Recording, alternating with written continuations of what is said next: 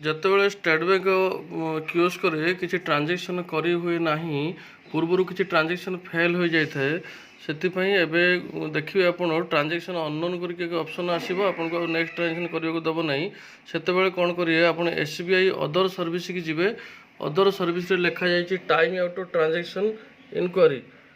Time out transaction ଇନକ୍ୱାରିରେ ଆପଣ click କରିବେ। କ୍ଲିକ୍ କଲା ପରେ ଦେଖିବେ ଆପଣଙ୍କର ଯେଉଁ ଟ୍ରାଞ୍ଜାକ୍ସନ୍ ରେଡ୍ ମାର୍କ ଏଇ ଯେଉଁ ଗ୍ରୀନ୍ କଲର୍ରେ ଆପଣଙ୍କୁ ଲେଖୁଥିବ କେଉଁ ଟ୍ରାଞ୍ଜାକ୍ସନ୍ଟା ଫେଲ୍ ହେଇଛି, ଯାହାଦ୍ୱାରା କି ଆପଣଙ୍କୁ ନେକ୍ସଟ ଟ୍ରାଞ୍ଜାକ୍ସନ୍ କରିବାକୁ ଦେଉନାହିଁ। ସେଥିପାଇଁ ଆପଣ ତାର ଉପରେ କ୍ଲିକ୍ କଲେ, କ୍ଲିକ୍ କରି ଟ୍ରାଞ୍ଜାକ୍ସନ୍ ଇନକ୍ୱାରି କଲେ, ଇନକ୍ୱାରି କଲା ପରେ ଓକେ କଲେ। ଓକେ କଲା ପରେ ଆପଣଙ୍କୁ ଟ୍ରାଞ୍ଜାକ୍ସନ୍ ଆଇଡ଼ିଟା ଲେଖିଦେଲା ଯେ withdraw transaction fail. Next time ଆପଣ ପୁଣି ଟ୍ରାଞ୍ଜାକ୍ସନ୍ କରିପାରିବେ। SBI କିଓସ୍କ ଯେଉଁମାନଙ୍କର ଅଛି ସେମାନେ ଏହି ଅସୁବିଧାର ସମ୍ମୁଖୀନ ହେଉଥିବେ, ତାହାର ଏକ ସମାଧାନ ଭିଡ଼ିଓରେ ଦିଆଗଲା। ଯଦି ଏ ଭିଡ଼ିଓ ଦ୍ୱାରା ଆପଣ କିଛି ଶିଖିପାରିଲେ, ଜାଣିପାରିଲେ, ତେବେ ମୋ ଚ୍ୟାନେଲକୁ ଲାଇକ୍, ସବସ୍କ୍ରାଇବ୍, ସେୟାର କରନ୍ତୁ। ଅନ୍ୟ ଭିଡ଼ିଓ ସବୁ ଆପଣ ଖୁବ୍ ସହଜରେ ପାଇଯିବେ।